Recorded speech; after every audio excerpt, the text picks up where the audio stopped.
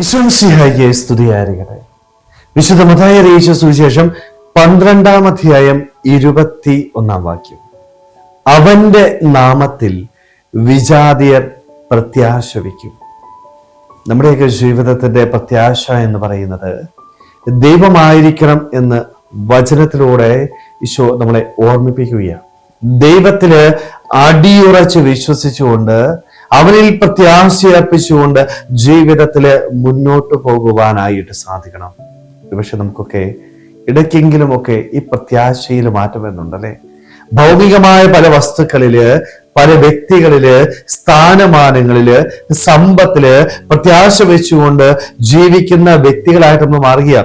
ഈ ഭൂമിയെ മാത്രം കണ്ടുകൊണ്ട്, ഈ ഭൂമിയെ മാത്രം ലക്ഷ്യം വെച്ചുകൊണ്ടുള്ള വിശ്വാസം പലപ്പോഴും ഈ പ്രത്യാശയും ഈ വിശ്വാസവും ഒക്കെ നമ്മളെ പരാജയത്തിലേക്ക് കൊണ്ട് ചിന്തിക്കും അല്ലെ.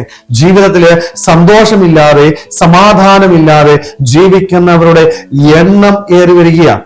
കാരണം പലപ്പോഴും നമ്മൾ പ്രത്യാശ വയ്ക്കുന്നത് ഈ ഭൂമിയിലായി പോവുക, ഈ ഭൂമിയിലെ പല വസ്തുക്കളിലായി പോവുക. സ്നേഹമുള്ളവരെ, ദൈവത്തില് അടിയുറച്ച് വിശ്വസിക്കുന്നവൻ, അവനിൽ പ്രത്യാശയർപ്പിക്കുന്നവൻ ജീവിതത്തില് ഒരിക്കലും പരാജയപ്പെട്ടു പോവുകയില്ല.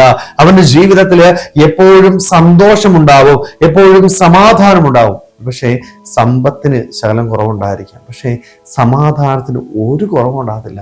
നല്ല സമാധാനത്തില് സന്തോഷത്തോടുകൂടി ശാന്തമായിട്ട് കിടന്നുറങ്ങാനായിട്ട് അവന് പറ്റും. കാരണം അവൻ കൊടുത്തിരിക്കുന്നത് തമ്പുരാന്റെ കരങ്ങളിലാ.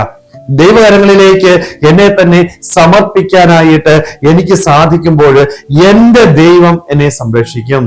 അവൻ എന്റെ ജീവിതത്തില് എനിക്ക് വേണ്ടത് കൃത്യമായിട്ട് പ്രദാനം ചെയ്യും. സ്നേഹമുള്ളവർ, ഈ ഒരു ഉറപ്പ് നമ്മുടെ ജീവിതത്തിൽ നേടിയെടുക്കുക. എന്നാൽ മാത്രമേ ഈ ഭൂമിയിൽ എനിക്ക് സന്തോഷത്തോടു കൂടി ജീവിക്കാനായിട്ട് സാധിക്കൂ. ഒരുപക്ഷെ നമ്മളൊക്കെ ഇന്ന് ഒത്തിരിയേറെ നിരാശയായി ജീവിക്കുന്നുണ്ട് അല്ലെ.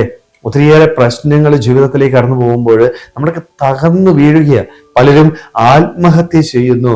ജീവിതത്തിലെ പ്രയാസങ്ങൾ ഉണ്ടാകുമ്പോൾ, ബുദ്ധിമുട്ടുകൾ ഉണ്ടാകുമ്പോൾ അതിനെ തരണം ചെയ്യാനായിട്ട് സാധിക്കാതെ വീണു പോകുന്നവരുടെ എണ്ണം ഇന്നേറി വരികയാണ്. സ്നേഹമുള്ളവരെ, ഇങ്ങനെ വീഴാതിരിക്കണമെങ്കിൽ എൻ്റെ പ്രത്യാശ, എൻ്റെ വിശ്വാസം എൻ്റെ ദൈവത്തിൽ, ഈ ലോകത്തിനെ പ്രത്യാശ വെച്ചുകൊണ്ട്, വസ്തുക്കളിലോ വ്യക്തികളിലോ വിശ്വാസം അർപ്പിച്ചുകൊണ്ട് ജീവിതത്തിൽ മുന്നോട്ട് പോയാൽ നമ്മളും വീണു പോകും. അതുകൊണ്ട് നമ്മുടെ ജീവിതത്തിന്റെ വിശ്വാസവും പ്രത്യാശയും ദൈവമായിരിക്കട്ടെ.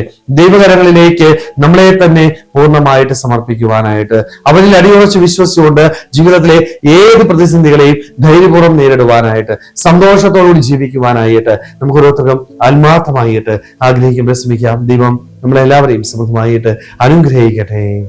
ആമേൻ.